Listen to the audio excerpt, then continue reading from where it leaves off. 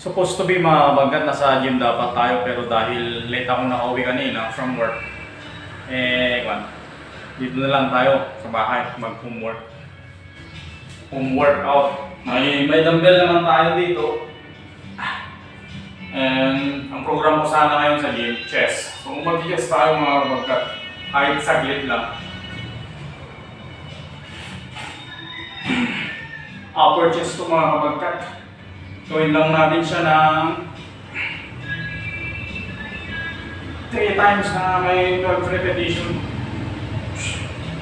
Upper chest to mga kabagat. At dahil medyo magaan para sa akin, no? Dagdagan natin yung repetition niya para yung tama, para naman pa rin natin.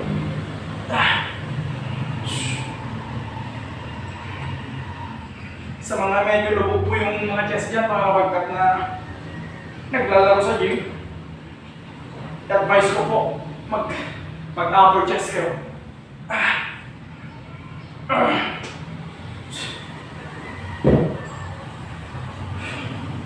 Sunod natin mga kabagkat kung back.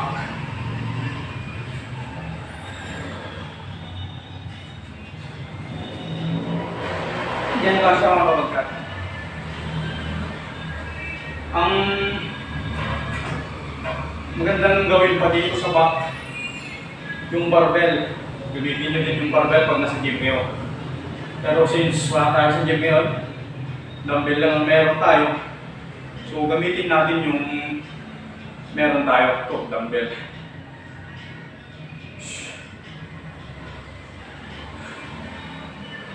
Kung magamit yung mga gamit nyo sa mga kabagkat, kung may mga gamit kayo dyan, yung repetition niya, dagdagan ninyo. Yung regular talaga, 12. Pero kung magaan yung mga gamit nyo, magdagdag kayo ng repetition para yung tama, mararamdaman nyo pa rin.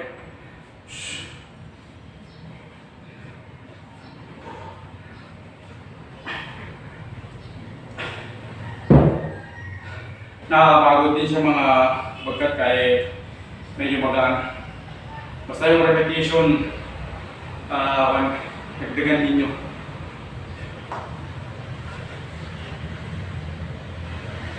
So ulitin natin, upper chest ulit.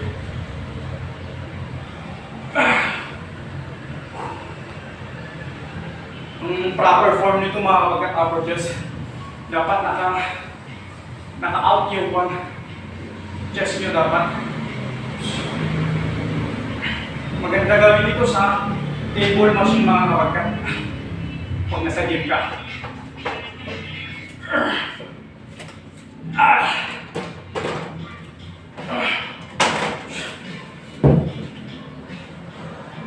Huwag na muna tayong magpahinga, dire-diretso lang mga kabagkat para at least maganda pa rin yung pawis.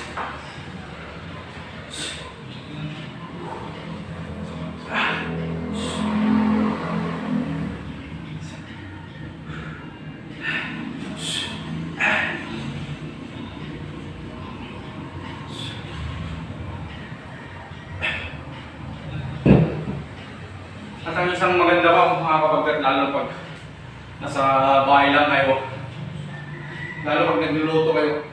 Ito nagluluto ako ng ramen. Tumayo ako iba ng konti. Tikman natin.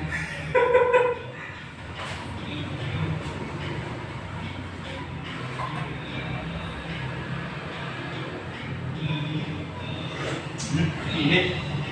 Sarap mga kabagkat. Ipanaan natin ito mamaya mga kabagkat after natin magpapawis ng konti.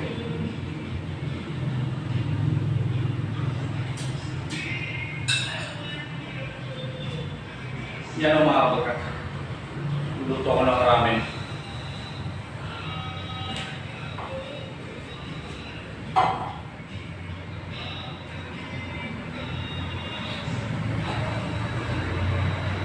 So, wala po muna mga kabagkat.